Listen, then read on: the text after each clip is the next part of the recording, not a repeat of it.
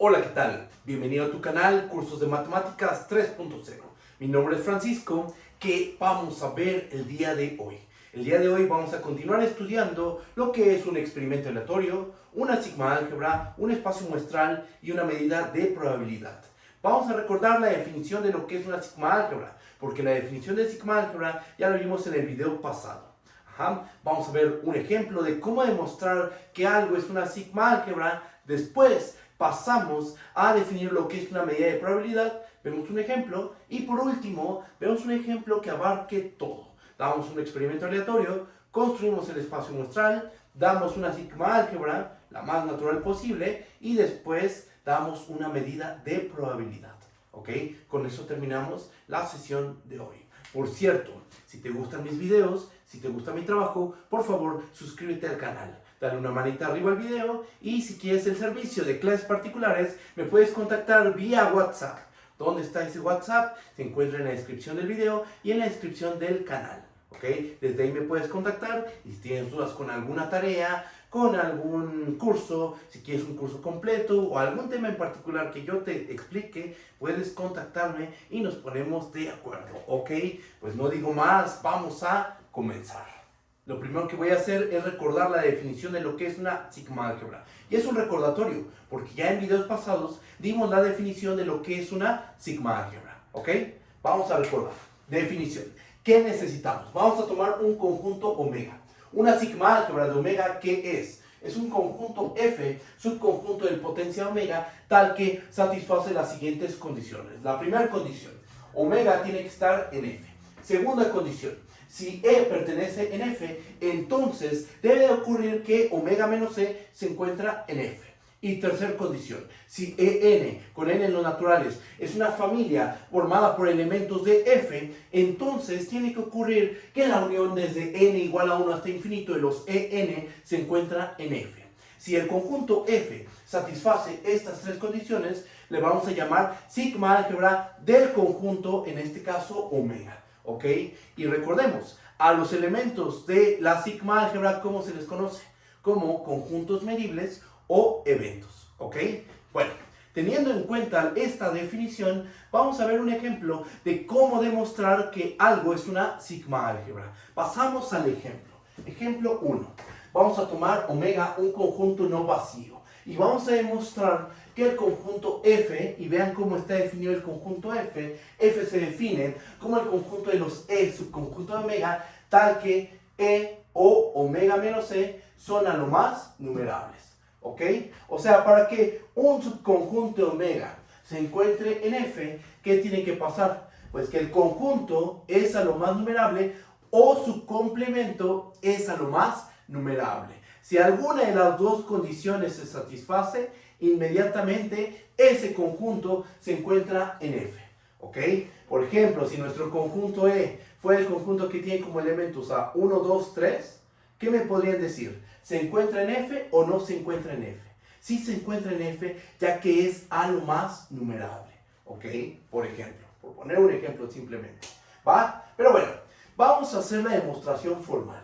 ¿Qué tenemos que ver? Tenemos que ver que F satisface estas tres condiciones. Si vemos que F cumple estas tres condiciones, con eso habremos probado que F resulta ser una sigma álgebra y ahí terminará nuestra demostración. ¿Ok? Entonces, primero, ¿omega está en F? Claro que sí. ¿Por qué? Porque su complemento se encuentra, su complemento es igual al vacío. Y el vacío, ¿estamos de acuerdo que es a lo más numerable? Por supuesto que sí. ¿Ok? Entonces ya queda justificado el punto 1. Ahora, pasemos al punto 2. Tomemos un elemento E en F. Consideremos los siguientes dos casos. Tenemos dos posibilidades. Primer caso, supongamos que el conjunto E es a lo más numerable. Si el conjunto E es a lo más numerable, yo te afirmo que omega menos E tiene que estar en F. ¿Por qué? Porque ocurre que el complemento de omega menos E, ¿cuál es el complemento de omega menos E? Bueno, escrito tal cual, el complemento de omega menos E es esto. Omega menos E. Pero ¿cuál es el complemento del complemento de un conjunto? Es el conjunto nuevamente. Entonces tenemos que omega menos omega menos E es E. Y una pregunta, ¿cómo es E? Por el caso que estamos considerando, E es a lo más numerable, ¿ok? Entonces, ¿qué mostramos? Mostramos que omega menos E está en F porque su complemento es a lo más numerable. Y con esto queda el caso 1. Si E es a lo más numerable, mostramos que su complemento se encuentra en la sigma álgebra. Primer caso. ¿Cuál es el segundo caso que vamos a considerar? El caso en que omega menos E es a lo más numerable. Pues yo te digo que ahí es más inmediato esto. Si omega menos E es a lo más numerable, entonces omega menos E está en F. ¿Por qué? Bueno, porque omega menos E, ¿cómo es? Es a lo más numerable. Y para que un subconjunto de omega esté en F, o cumple que el conjunto es a lo más numerable, o su complemento es a lo más numerable. En este caso, omega menos E, al ser a lo más numerable, inmediatamente cae en esta condición. ¿Ok? Y con eso tenemos el caso 2. Y con eso acaba la prueba del punto número 2. Si tomas un elemento E en F, entonces su complemento se encuentra en F. Si estamos de acuerdo que estos dos casos agotan todas las posibilidades que tenemos para un elemento E en F. ¿Ok? Agotan todas las posibilidades. Entonces hicimos una prueba por casos para el punto 2. Bien, ¿qué sigue? Ahora lo que tenemos que ver es el punto 3. Vamos a tomarnos una familia formada por elementos de E y vamos a considerar los siguientes dos casos.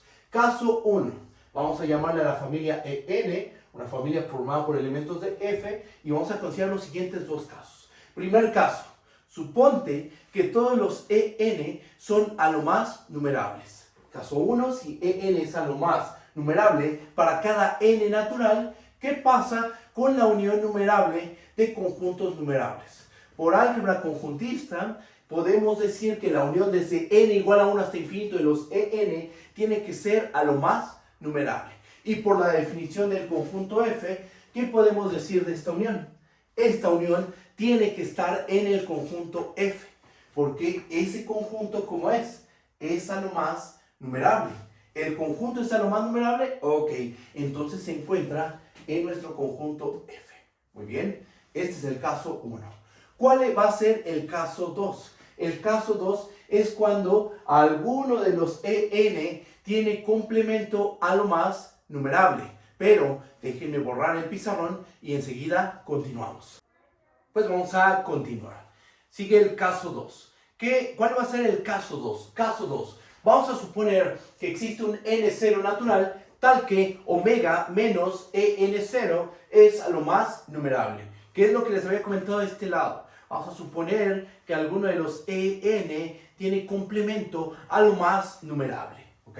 Entonces, estamos suponiendo que EN0 es aquel elemento de la familia que tiene complemento a lo más numerable. Vamos a hacer el siguiente razonamiento. Notemos que, y vamos a tomar a omega menos la unión desde n igual a 1 hasta infinito de los EN. ¿Eso qué es igual? Por las leyes de De Morgan, sabemos que eso es igual a la intersección desde n igual a 1 hasta infinito de omega menos EN. Pero esta intersección se queda contenida en omega menos EN0. Pregunta, ¿cómo es omega menos EN0? Por el caso que estamos desarrollando, sabemos que omega menos EN0 es a lo más numerable. Cualquier subconjunto de un conjunto a lo más numerable, ¿cómo tiene que ser? Tiene que ser a lo más numerable. Entonces, una pregunta, ¿cómo tiene que ser omega menos la unión desde n igual a 1 hasta infinito de los EN? Tiene que ser a lo más numerable. Ok, con esto, ¿qué has mostrado? Mostraste que la unión desde n igual a 1 hasta infinito de los EN tiene complemento a lo más numerable. Por lo cual, de aquí podemos concluir, y vamos a escribirlo, de aquí podemos decir que la unión desde n igual a 1 hasta infinito de los EN se encuentra en nuestra sigma álgebra. Y con esto ya podemos concluir que F resulta ser una sigma álgebra. ¿Por qué? Porque demostramos las tres condiciones. se encuentra el total, si está un conjunto está su complemento, y si es una familia formada por elementos de F, entonces la unión se encuentra en F, ¿ok? Entonces ya con esto queda probado que F resulta ser una sigma álgebra, ¿ok? ¿Qué más? ¿Qué sigue? Les voy a dejar un ejercicio, ¿ok? El ejercicio es muy sencillo, tiene que ver con esta sigma álgebra y bueno, pues vamos a platicar de él. Ejercicio. Vamos a tomar a omega como el conjunto de los números reales. Y F, ¿quién va a ser? La sigma álgebra con la que trabajamos, acabamos de trabajar. F es el conjunto de todos los E subconjuntos de R, tal que E o R menos E es a lo más numerable. El problema dice lo siguiente. ¿Cuáles de los siguientes conjuntos están en F? Y tenemos un total de 5 incisos. Inciso A, el intervalo cerrado 0,1. Lo que tienes que hacer es decidir si el intervalo cerrado 0,1 se encuentra en F o no. Inciso B, el conjunto de Cantor. Inciso C, el conjunto de números racionales. Inciso D, el conjunto de los números irracionales. E inciso E, el conjunto de puntos de la forma 1 entre n, unión el rayo 2, infinito cerrado por la izquierda. Es un ejercicio muy sencillo, pero te va a ayudar a practicar lo que vimos en este video, ¿ok? Todavía no acaba, todavía falta un poco más, pero lo que hemos visto hasta este momento, ¿ok? Déjenme borrar todo esto y comenzamos con la definición de lo que es una medida de probabilidad. Pero denme un minuto. Bueno, pues vamos a continuar. Lo que sigue es dar la definición de lo que es una medida de probabilidad, intuitivamente. Una medida de probabilidad es una función que a cada evento le asigna un número. Y ese número lo que nos dice es qué tan posible es que ocurra dicho evento, dicho conjunto medible. ¿Ok? Bueno, vamos a dar la definición formal de lo que es una medida de probabilidad. Definición. ¿Qué necesitamos? Vamos a tomar un conjunto omega y F, una sigma álgebra de omega. Una medida de probabilidad de omega, ¿qué es? Es una función P que va de la sigma álgebra hacia los reales, tal que satisface las siguientes tres condiciones. Inciso A, la probabilidad de E tiene que ser mayor o igual que 0 para cada E en F. O sea, para cada elemento de la sigma álgebra, su probabilidad debe ser mayor o igual que 0.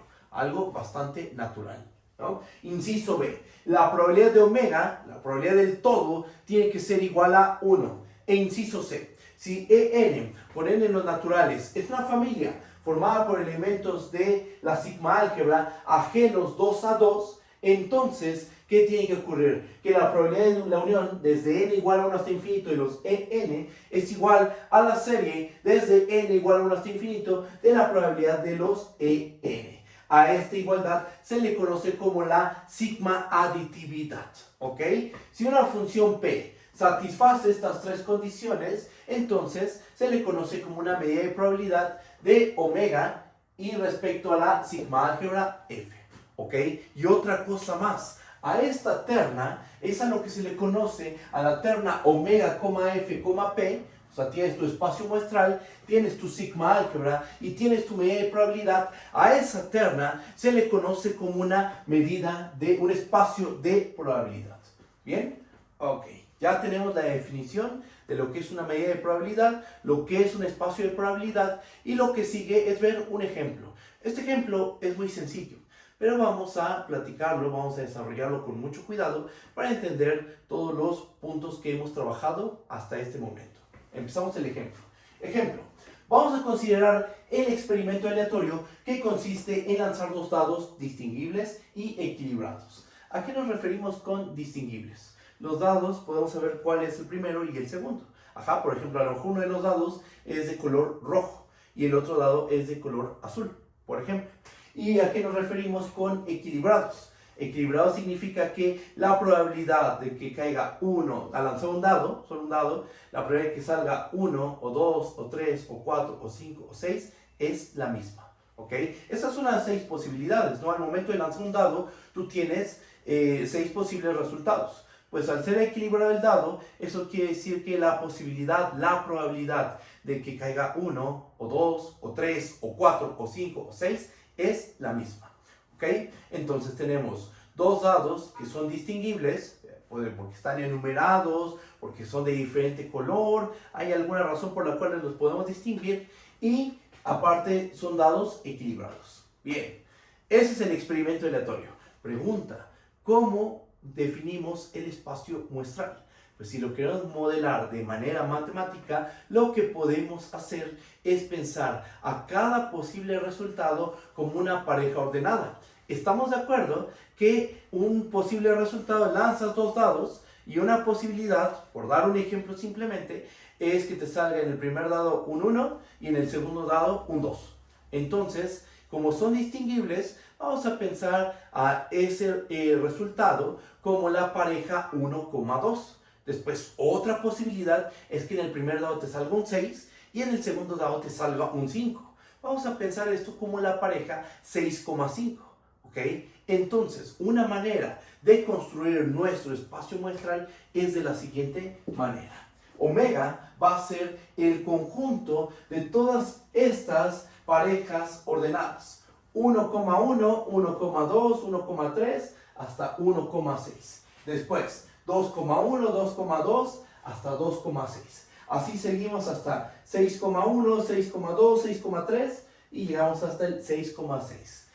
¿Cuántos elementos hay en omega? Algo importante aquí es saber contar.